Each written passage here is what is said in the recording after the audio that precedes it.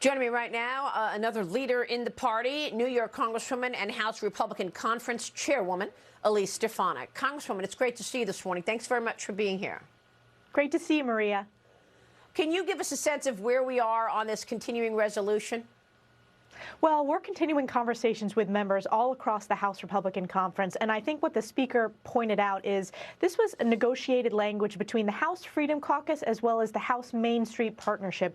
So what are known as the more centrist Republicans with the very conservative part of our conference. And I think it is a step forward in the right direction. And the important part of the CR is it also includes important policy riders related to securing the border. And I will tell you, Maria, that is a catastrophe no matter where you are, not just in southern border states like Texas, but my home state like New York. So we're going to continue those conversations, and ultimately the CR will be a 30-day government funding extension, but importantly, it allows us to continue our work on the appropriations process.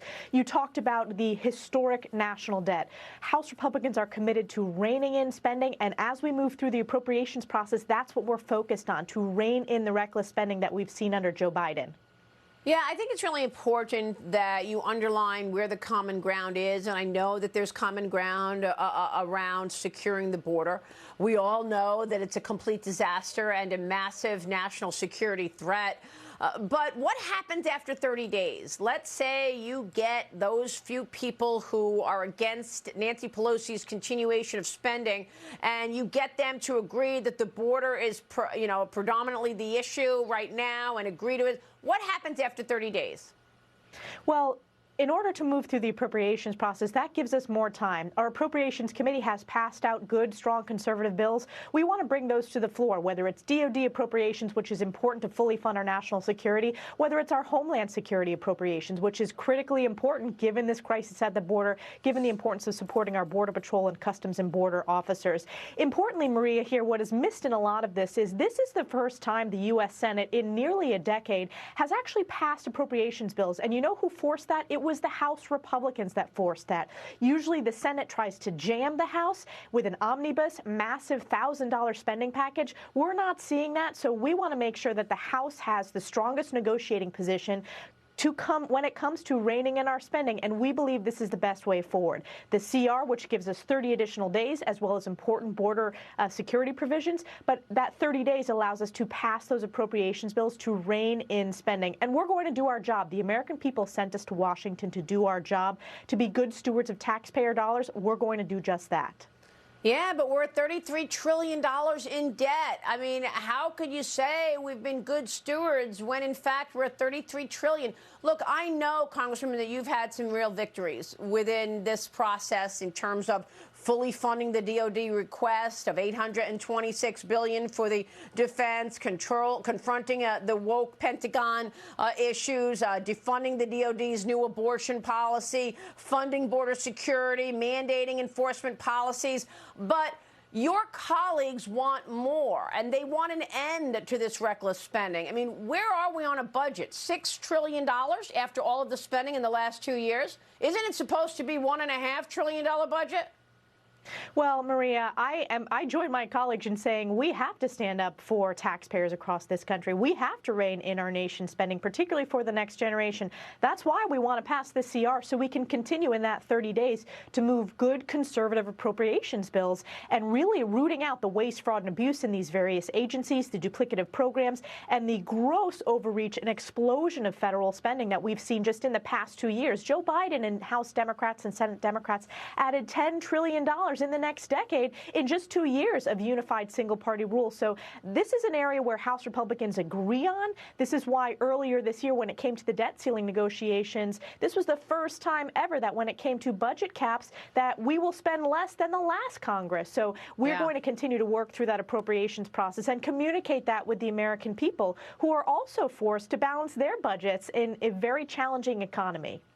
Well, the Speaker, Kevin McCarthy, joined me on Sunday Morning Futures on Sunday, and I spoke with him about balancing this need to keep the government funded while also deepening the probe into the alleged bribery and money laundering that your colleagues have talked about with Joe Biden. I asked him if he's going to subpoena Hunter Biden. Watch this.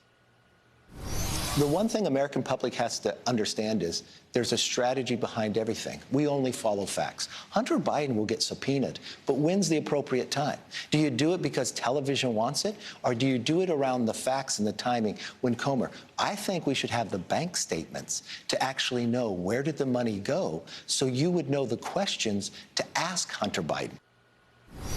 So, Congresswoman, is the spending fight complicating the Biden probe?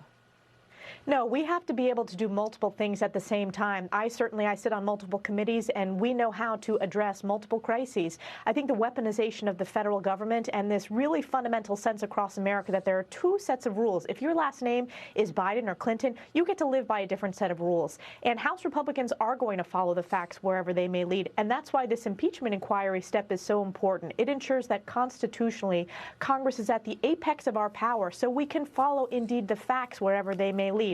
I have always said, and I believe, that this is going to uncover the greatest political scandal and corruption scandal in American history, that Joe Biden was deeply tied into Hunter Biden's illegal business dealings. So we will follow those facts. I support the Speaker in taking this step towards impeachment inquiry, but it's about transparency for the American people. We have to root out corruption wherever it lies, especially if it lies in the Oval Office. Yeah, no, I understand that, but it's interesting to see pushback from members even there. It was hard enough getting the impeachment inquiry. For months, people were saying, why isn't he launching an impeachment inquiry after 176 suspicious activity reports, witness testimony alleging bribery, and emails talking about this business? And yet the Republicans are having a hard time getting united on anything. Why is it so hard? When Nancy Pelosi was the Speaker, she had her way of getting everybody in line, and she pushed through all that legislation. Why is it so hard for the Republicans to all agree on these things? Well, we have a very large conference, and I will tell you, Maria, since the start of this year till now, there are more and more Republican members who supported this step of taking the impeachment inquiry to the next level. And the reason for that is House Republicans have uncovered whether it's the 20-plus LLCs that went to Biden family members, whether it was the over $20 million that flowed into Biden family personal coffers while Joe Biden was vice president. And that money, of course, came from countries like China, like Romania, like Kazakhstan, like Ukraine. There are very, very important questions that need to be asked about bribery as well as high crimes and misdemeanors. And you're seeing more and more Republicans want to focus on the transparency and facts. So we're going to continue to do our oversight work. And I think members ultimately, when it comes to rooting out corruption, I believe they fully support that and are going to fully support this process moving forward, especially as more facts and evidence comes out about criminal behavior. All right, we'll be watching all of that. Congresswoman, thanks very much. We'll, of course, be watching your work. Thank you. Thanks, Maria. All right, Elise joining us this morning. A quick break, and then the House does not